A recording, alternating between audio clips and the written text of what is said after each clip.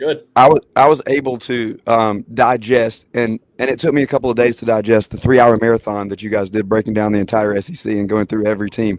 First of all, let me just say, appreciate the work and appreciate the thorough breaking down of each team.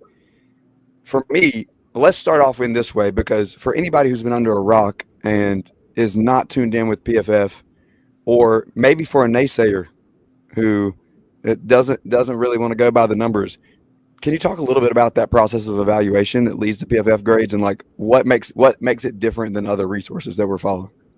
Yeah, so we try to do the impossible task of grading every player on every play in every game. And, there's some obviously people that doubt that process, saying, how can you do that? Like, how do you have enough people to do every game in NFL and college football and the FCS and even some D2 and obviously UFL stuff too? We have hundreds of graders, and they're all trained at an expert level by our head graders. And those head graders are trained by former players, former coaches. So it's like, even if I wanted to, and I think hopefully I know a good deal about football, I could not even grade a game if I wanted to, because I need to get to an expert level before I could do that. So yeah, I understand that some people are like, okay, well, how do you know the assignments for every player and every play? We've seen enough football and we've been trained by experts in the industry, whether it be high level coaches. We actually have coaches that coached at the Big Ten level that are on our staff right now, head coaches at the Big Ten level. So they know what they're looking for, and we rely on them. And that's why we are able to do it at a high level. Again, they're not perfect. They'll never be perfect. And I'll never say they're the end all be all for it, but I do think it's a stat that is the best for context, better than passing yards or rushing yards or anything like that. And also like, we're like the only ones that really has offensive line stats for college football or NFL too, right? So in my opinion, obviously I'm very biased, but in my opinion, I think we have the best stats just to kind of give the all-encompassing view of what a player is. You guys do a great job. I'm covering Georgia. I'm looking at the SEC for last word in college football. You're like a go-to source. I'm looking to either break down a player. I'm looking at what is that next level that I need. You guys are the go-to. So I really appreciate your work and excited to talk with you guys. Excited to talk with you tonight. If I can talk, I need some of that herbal tea Rob had. Yeah, and like the player personnel guys that we talk to on college staffs are talking about using PFF grades to evaluate through the season before they prepare for the transfer portal as well. So we know that it's a valuable resource, not only because of how popular it has become amongst fans and how popular it is from a social media standpoint, but PFF is being used in the teams amongst coaching staffs to evaluate at that level. And so that really tells me the value of the resource, and it's kind of an all-encompassing statistical measurement. We literally every NFL team's a client, every FBS team's a client, and we've just crossed recently 100 FCS teams too. And I can tell you, like, the consumer package is relatively expensive for a consumer, like $120 a year. The team package is extremely expensive. So the fact that every team in FBS, every team in the FBS, and every team at the NFL level, we've heard from teams saying we literally can't operate without you guys. So I think it says a lot that every team in the NFL and basically all of college football, including almost all of the FCS, is using us at a very, very high level. Yeah, I agree. So quick question, like for those teams and stuff like that, and maybe this is marketing for those other FCS teams that aren't there. Are you able to tailor some of those packages if a staff says, hey, we're looking at this or we're looking at that? Are you guys able to manipulate that data to really make it for whatever team you guys are working with? Yeah, we do. So there's this package that they pay for that is not available to the consumer. That is called Ultimate. And I know what the consumer gets is premium when they subscribe to PFF. Ultimate is 100 times bigger than premium. Like, in terms of like any stat you can any stat you want to look for, like how often is a team on cover 3, how on 3rd down and 8, how often does a team do this or that. We can tell like how often, who's the highest graded, or who has the most passing yards in 55-degree weather, right? Like, we could tell you that in 10 seconds. So that kind of database is only available to the teams and clients. Again, for much more higher rate. I know there's some people that people hit me up and say, how much can I buy Ultimate? Like, you can't buy Ultimate. Like, it is a very expensive thing, but every team pays for it because they know just how important it is. And honestly, what it is, I'm not saying that teams just use us and just go by all of our numbers. Like, it saves them time too, because back then, grad assistants would have to find every 3rd and 2 and all this. Like, we could tell you this in 5 seconds now. So it's a kind of a big time saver for a lot of schools too. At what point are we going to the high school level? Man, we tried it before. We tried it for a little bit, and it ended pretty quickly. It's just first of all, there's like 100 times more teams, and then like competition level is just so hard. So like grading players, like one kid, say at the highest level of Texas football, who grades like a 65, he's probably better than a kid who's playing in Wyoming, and grades at an 85 level, right? Yeah. Because of the high level. At the FBS level is pretty even. Obviously, got to take a grain of salt with like a group of 5 players grading at like an 85 level or whatever. But high school is it's too much. We actually did try before for a couple high schools, and it just became way too much for our graders. And they're already, trust me, those graders are pulling all nighters all weekend, so they're already doing enough for us. Trust me. Okay, so let's drill down to, if we narrow our focus to what's blasted all over the screen here around us, and look at the SEC. Is there a clear-cut favorite in your eyes when you look at numbers and you look at projections? We just got SEC coaches telling us what the preseason teams are going to be, but we also got that projected finishing order for you as you look at it and as you break it down. Like I said, I listened to you guys and you kind of did the over-under, like how do we think these guys are going to land? Is there a clear-cut head and shoulders team that falls above everybody else this year? No. I think there's a pretty clear top few teams. In my opinion, the top 2 is pretty obvious in Texas and Alabama. I know some people might say Alabama, wait, they didn't make the playoff last year. I think Alabama, top to bottom roster-wise, is among the 4 or 5 best in college football. I know they have a brand new quarterback in Ty Simpson, but he was a former 5-star recruit. Actually, I liked a lot what I saw from him last year, and he might even be a better fit for the offense that Ryan Grubb and Kalen DeBoer runs than Jalen Milroe was, right? So you have that, an elite offensive line. Ryan Williams for his sophomore year at wide receiver is a superstar, a great receiving core outside of that, and then might be the best defense in college football. I mean, you have a superstar at every single position on defense. So Alabama, I think, should have a major, major bounce back next year and could compete for a national title. And obviously Texas, they're up there too for the best defense in the country with superstars everywhere in that defense. And then obviously Arch Manning on offense too, I think will be a big upgrade over Quinn Ewers, who I think kind of held them back at times last year too. So that, and then obviously after that you got teams like Georgia and LSU and schools like that. I think Texas A&M could be a really interesting team this year too, and they could have hit a high ceiling. But I see the top 2 for me right now are Texas and Alabama, I would say. I love what you're saying about Arch. If you just wanted to talk more about Arch for, the next 25 minutes, we could, but, Rob already hears that from me week in and week out. Hey, listen, Craig, if you look at PFF's top 50 players of 2025, 21 of the top 50 are SEC players, and Arch Manning is at number 50. So there are a few quarterbacks they have graded ahead of him. So that's all I'm going to say. I do have a quarterback question, and shockingly enough, it is not about Arch Manning. My Georgia Bulldogs, kind of, I feel like are getting passed over, right? I feel like Alabama, Texas, kind of getting some of that. You look at the defense; it seems like the defense is set. What is it about the offense, Gunnar Stockton? I really feel like you look at the offense from 2024. I never thought it got going.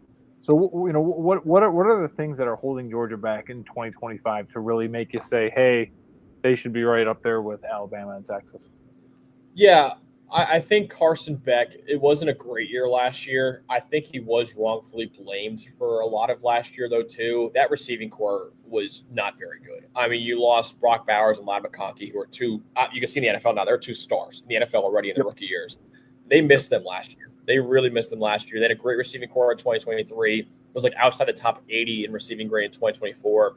So I'm worried about that. They brought in Zachariah Branch, who we'll see, right? He's a top 5 recruit coming out of high school. Hasn't lived up to the hype yet at USC, but very talented kid. Noah Thomas is a really good player. I think him from Texas A&M at 6'6" could be a big target. Gunnar Stockton, and I know judging him off last year is not fair because he played Texas and Notre Dame, who are 2 of the best defenses in the country. He wasn't very impressive in those 2 games, in my opinion, either, though. So I'm a little worried about him. Maybe with a full offseason as a starter, he could be a lot better. The other thing I'm really worried about, that offensive line, the tackles weren't great last year. The interior offensive line was outstanding, but all 3 guys from the interior just got drafted. So that offensive line all of a sudden has some question marks. I know Georgia always recruits well at offensive line, but I was worried about the tackles last year. Now all the interior guys are gone too. I like the running backs. They always have great running backs. And Nate Frazier should be a star in college football. I'm not saying that. But between Gunnar Stockton, the receiving core that has to be a lot better with new guys in there, and now an offensive line that has 3 new starters on the interior, from an interior offensive line that was the best in college football last year, that's what worries me a little bit with Georgia going into next year. Yeah, no, I'm right there with you, and like I'm hopeful, and maybe that's why we're playing like Marshall and Charlotte to make sure that offensive line. Don't forget Austin Peay. Go Governors. All right, listen, we're talking quarterbacks. This is what people like. Okay, people love to talk quarterbacks. So, who is the most underrated guy as you look at the numbers here? Because we can obviously talk about Nuss, and we can talk about Arch, and we can talk about Sellers and Lagway, and I think those are probably your top 4 in terms of hype, expectations. To be honest, Diego Pavia is a really good quarterback. As much as he's now run his mouth and made some people mad, he's a really good player. Is there somebody that's flying under the radar? I have my thoughts, but I just want to see. Like, I know that you guys are breaking it down on kind of a different level and from a different viewpoint. Yeah, I think I was just gonna say Diego Pavia. I think he's a top 10 quarterback in the country. I think he's a guy that for the NFL isn't probably not gonna be great because of just his size and physical talent, but he's an awesome college football quarterback, and I think he's the guy that I would go with as maybe the most underrated one right now. I think you just know what you're getting out of Diego Pavia, and he's got an elite tight end to throw to too, and Eli Stowers too. So I would say Diego Pavia is probably my pick for the best after that. And then obviously you got a lot of other quarterbacks too. You know what? My answer might change to, I think Diego Pavia is up there. Taylon Green I love from Arkansas. I think Taylon Green is a freak athlete. I think he's a top 15 quarterback in America. He's obviously a big game hunter who's not the most accurate overall, but he could run for 80 yards at any point on you. Got a massive arm too, who's capable of some unbelievable throws. And I thought he got a lot better from what he showed at Boise State in 2023 to Arkansas this past year. Yeah. I think Taylon Green, I believe I ranked him my number 11 quarterback in the country going into next year. Taylon Green and Diego Pavia, I think, are 2 guys that are not getting enough love right now in the SEC. How do you, like a guy like Simmons from Ole Miss? He's got a lot of buzz. You know, he's got a nice series against Georgia. Even Arch has limited tape. How do you guys go about, you know, Ty Simpson limited action? These guys don't have a full season's worth of tape. How do you guys work into those evaluations to figure out, you know, and project, you know, I think these guys are ready. These guys may be somewhere else. Yeah, obviously he's very limited, right? He only has 34 career dropbacks, I believe, at Ole Miss. But I think you look at, you know, when the lights were brightest in that Georgia game, when he needed to play for a drive when Jackson Dart got hurt, he led them on to a touchdown. I believe he went 5 for 6 or something like that in that drive. 5 for 6 and a touchdown. Yeah, very impressive. And the other thing too, he's obviously a very talented kid as a former, I believe, 4-star recruit, former baseball player too. The other thing too is that Lane Kiffin offense is very quarterback friendly, and we've almost never seen a quarterback fail in that offense either. They have a great receiving core once again, even though they lost superstars like Trey Harris from that receiving core. I still like the receiving core a lot. Still probably a top 5 receiving core in the country, in my opinion. I think Austin Simmons maybe not going to be as good as Jackson Dart, who's a first-round pick, but he's probably going to be pretty good. And I think, obviously, again, it's very limited sample size we have from him, but the fact that he looked good in a huge moment against Georgia and he's playing in an offense that's very quarterback-friendly, I do have high hopes for Austin Simmons in 2025.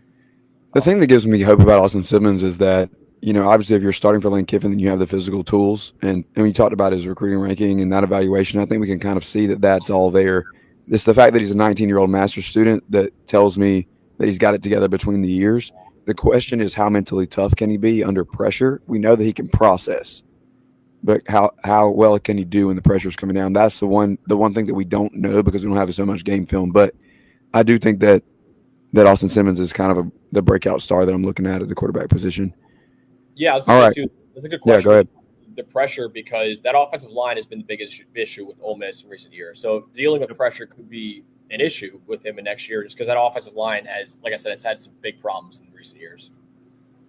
All right. I'll be remiss if I don't, considering we are on the Chief Sports Network, which features shows like Inside the Gamecocks and is loosely affiliated with the Big Spur. Let's talk about LaNorris Sellers and Dylan Stewart as the top two players for South Carolina for just a moment. Where do those two guys rank? Obviously, I think, quarterback is the most important position in all of sports, and there's a lot of weight that's on that. Sellers voted by the coaches as the top quarterback in the conference preseason. He's first team All SEC, and so obviously there's big expectations there. The other extremely important position is the guy that's trying to get him down, right, in the edge rusher position. So South Carolina has those major two pieces. How far can stars like Sellers and Stewart take the Gamecocks in 2025? They're hoping pretty far. I actually didn't know that he was first team All SEC. I very much disagree with that. I think, first of all, Garrett Nussmeier should have been almost consensus QB1 for that. He's proven it. And then I would even I know Arch Manning barely played, but I would throw him over him. I would throw DJ Lagway over Sellers. I would throw Pavia, even maybe Taylor Green. Sellers is a guy who's in theory quarterback. And I get the tools. It's very Anthony Richardson-like, in my opinion.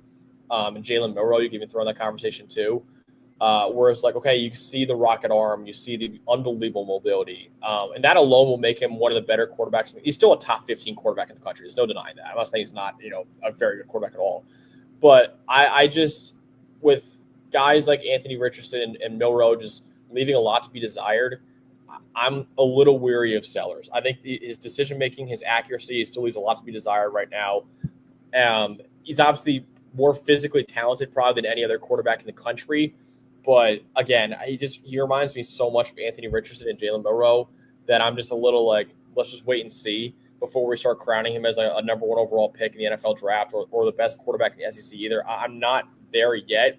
As for Dylan Stewart, that guy's a superstar. I have no question about that guy right now. The only thing I would say is get a little bit stronger in the run game, but he was an 18, 19-year-old in the SEC last year. He's going to get stronger in the weight room as he develops more, right? As a pass rusher, he's probably the best pass rusher in college football right now. I would say that right now. The only reason why I have him number 2 in the country at edge rusher is because I thought Colin Simmons, who's basically as good of as a pass rusher as Dylan Stewart, but a little bit better as a run defender, that's why I have him number 1. But Dylan Stewart, tools-wise, is probably the freakiest player at edge rusher in the country right now. He's a top 5 pick probably in the NFL draft in 2027. So Stewart, I have no questions with really besides run defense. Sellers, I'm a little more wait and see with him right now. Is there anybody else on that roster that sticks out and pops to you? Obviously, from a front seven standpoint, there's a lot of guys being replaced. You got to replace Nicky Memoria in the safety position. So the defense has some – I think that Shane Beamer did a good job of bringing in the right pieces in the transfer portal, and there's some guys that were being developed behind them. And I trust Torian Gray as far as the secondary goes. And then from an offensive standpoint, Nick Harbor's a layup, right? Because if he puts it together, then you have freak athleticism with the ability to run routes and catch the ball if he can get all of that together. Is there anybody though that stands out to you as you look at from a roster standpoint that's not named LaNorris Sellers or Dylan Stewart on that roster that helps the Gamecocks elevate their game? Yeah, I think Sellers and Sellers and Stewart are two of the freakier players in college football in terms of athleticism. Nick Harbor is the freakiest athlete in college football. Now, He's very raw. He's a guy as a route runner is just very underdeveloped right now. He was a guy that, coming out of high school, we didn't know if he's going to play wide receiver, tight end, or edge rusher, right? So it's understandable why he's so raw as a receiver right now, just because he didn't know what he's going to be. But his hands need some work. His route running needs a lot of work. But this guy has – I know I'm not saying this to be, very hot takey, but he has Calvin Johnson level athleticism right now. He's a guy who's, 6'4", 6'5", 235. He ran a 10-1 in the 100-meter dash, a 20.2 in the 200-meter dash. The U.S. Olympic team invited him out, I believe this summer, to train with them as a maybe potential sprinter. And he said, no, I'm going to focus on football. So you have a guy who's like a tight end size who could be an Olympic-level sprinter. That's unbelievable, right? So, again, very raw. But that kind of athleticism, if he could develop a little bit more, that kind of athlete does not fall out of the first round of the NFL draft. If he could develop a little bit more. Again, he was a leading receiver last year for the team as a wide receiver. but he's just very underdeveloped right now. But man, that guy, there's no athlete in the country who's freakier than Nick Harbor. I'm really hoping he can put it together this year as a junior, because he could be an absolute superstar if he really develops a little bit more as a route runner. Well, you talk about Calvin Johnson and another former Detroit Lions wide receiver who actually was a leading receiver once upon a time in the NFL is Mike Furry, who is now the wide receivers coach at South Carolina. So the developmental process that we've been able to see with the receivers under Furry, he actually made the statement that he was good with the freshman class of 6 that they had coming in, not to go to the portal. And you look at how that receiving corps graded out last year, it left some things to be desired for sure. But for him to be able to look at it and say, I'm good with the talent that's here, let's bring them up to speed. I think that the expectation is and has been around that fan base that it's past time for Harbor to put it together. But to your point, there was a lot of development and figuring out where you're going to be. This is the year, though. This is the money year where we're going to see if he can put things together and get to the NFL. Let's flip to the other side of the ball, and we'll get you out of here. When you look at it from a defensive standpoint, there once upon a time, the SEC was known as the best defensive league in the country. Speed off the edges, hard-hitting football. The game has shifted and changed a little bit, and it's not that the SEC defenses aren't as stout as maybe they once were, but the offenses have really picked up their game. Is there somebody that stands out to you from a team standpoint that's just going to have the defense? You mentioned Alabama before. Is there a team that stands out to you that is going to be able to really shut people down this year and have superstars on the defensive side of the ball? Yeah, I would say so I actually put out an article recently at PFF.com, the top 10 offenses in the country and the top 10 defenses in the country. Okay. My top 2 defenses in college football are from the SEC in Alabama and Texas. Alabama, this offseason I ranked the top 10 players at every position in college football. Alabama is the only team in the country who had a top 10 player at every single defensive position. So I think Alabama's defense is probably the best in America right now. Texas, in my opinion, has the best secondary in the country and the best linebacker unit in the country. And then obviously the best edge rusher in the country too in Colin Simmons, like I said before. The best linebacker in America in Anthony Hill Jr. You have 2 stars in that secondary, Malik Muhammad and Michael Taft too. I think Alabama and Texas are going to be elite defensively and the 2 best in the country, in my opinion. After that, you got teams like Georgia, still going to be really good. I know they lost some talent from that defense in the form of 3 first-round picks, but they still are really, really good defensively. So Georgia is going to be up there too. Texas A&M, I really like their defense too. Torian York is a star at linebacker, probably the second best linebacker in all of college football. The defensive line is probably a top 15 D-line in the country. Guys like Cassius Howell, who's I think going to have a breakout year next year too. The secondary has to play better at Texas A&M, but again, that front 7 for A&M should be really good. So in my opinion, the 2 best in the country, Alabama and Texas. I still really like Georgia, and then a school like Texas A&M should be keep an eye on too. What about what Brett Baker's done over at LSU? Do you think he's got the mix? Like, to me, like, this is the most important year for LSU, right? Like, they've got Nuss coming back. I agree with you. He should be at number 1. Sorry, everybody. But, like, what about from that defensive perspective? Do you think they did a great job of the portal? Do they have enough to maybe help get them into that top 2? God, you hope so, because you look at what they've had the last couple of years. I mean, there is no excuse why that team in 2023 should have lost 3 games. They had the best offense in college football in 2023. Jaden Daniels, a Heisman Trophy winner, now a superstar in the NFL. Malik Neighbors, the best receiver in the country that year, in my opinion, who's now a star in the NFL. Brian Thomas Jr., now a star in the NFL. Like, there's and a great offensive line. No reason why they should have lost 3 games. The reason why they lost 3 games was because the defense was that bad. This past year, had a great offense once again. Garrett Nussmeier was one of the best passers in the country. That offensive line was elite. Great receiving core too. Defense once again let them down. It better be better this year. That's the one question for LSU. And now I will say, linebacker unit is elite. They have Whit Weeks, who's a star at linebacker. Harold Perkins Jr., hoping to bounce back from his injury. He was a star before that too, though. So you might have the best linebacker unit in the country. I like a lot of the additions they made in the secondary. I think A.J. Halsey, really, really good player at safety. Mansour Delane, a lot of people think he could be a first-round pick at corner too. You're hoping he could be that for you. And then you're hoping that D-line that lost a lot of pieces, Patrick Payton, can he live up to the hype that, he had at Florida State? He never quite lived up to it there. Dominic McKinley was a highly rated recruit coming out at D tackle too. You're hoping the D line can be better. You're hoping the secondary can be better. The linebacker unit should be fantastic. This defense needs to step up next year because the offense, while it's still be great with Garrett Nussmeier, the offensive line is basically all brand new with 4 new starters there. They lost some weapons at receiving core. The receiving core should still be really good, and the running back unit should still be really good. But that offensive line is a question mark for LSU right now. So that defense needs to perform a lot better if they want to be a playoff team next year. I believe in Blake Baker, and just so for our purposes of our conversation, and our listeners have heard me say this, I think LSU wins the SEC this year. That's if we're going hot takes, that's my shot. All right. That's hot. We also have a take on here called "I Was Wrong." So Max will bring. Yeah, we have a segment called "I Was Wrong." So maybe I'm setting myself up. We'll see what happens. All right, Max. Thanks a lot for coming in. Max Chadwick from PFF College Football. We really appreciate you and all that you guys do. Thanks for coming and chopping it up about the SEC with us, and we'll look forward to maybe getting you on once the season gets going.